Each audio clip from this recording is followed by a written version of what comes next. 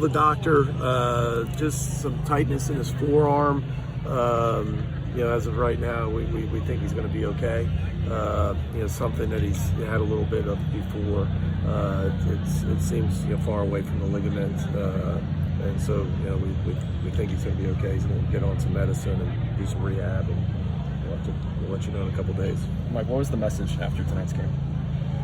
We just it's one that you got to be careful. I don't want to take credit away from them. They beat us tonight, but it was one that I think leaves a bad taste in our mouth because we started so well. We get up 4-1, and Hunter competed well on the mound, and we're at 4-1 going into the fifth, and but credit them. Once we got to the bullpen somewhere, what it was, sixth inning or so. They just, had a lot of really good at bats.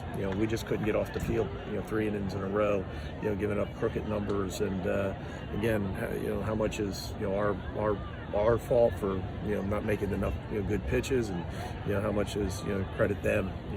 Again, we'll look at the tape, but they just they had a lot of good at bats. In the midst of 3 innings where we just couldn't get off the field. That was really the ball game.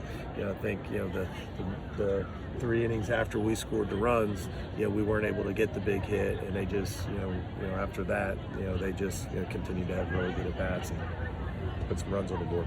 With some of those missed opportunities at the plate, was it just credit to their arms, or was there something you guys were doing? It's something they'll have to look at, and but yeah, I mean, I don't want to take credit away from guys that win the game, but we had some guys in the middle that opportunities that don't usually get away from us. We're usually really good with runners in scoring position, and tonight in those innings we weren't. You mentioned Hunter, really for anybody, especially a freshman, limiting damage. I mean, he's got traffic all over the place, but he's pretty composed. You're right, and hung in there, especially the bases loaded, and had back-to-back with 1 out, and had back-to-back strikeouts. And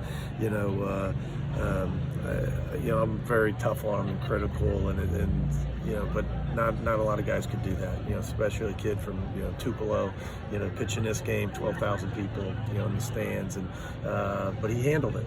He wasn't maybe at his best. And you're right, had a lot of traffic, but he didn't let it blow up. He got off the field, just about every time. Give up home run to Hancock, real good hitter in the first. After that, he was able to get off the field. I didn't ask you, how long is Gaddis out? Do we even have any idea from that? No, it's truly day to day. He started playing catch. No, I say catch, not pitching. Catch Wednesday. So I think probably sooner than later. But again, I don't want to get ahead and end up saying something that I'll end up regretting and saying. But I don't think it's going to be. Could be a week, could be 2 weeks. Thanks, Mike. All right, thanks, guys.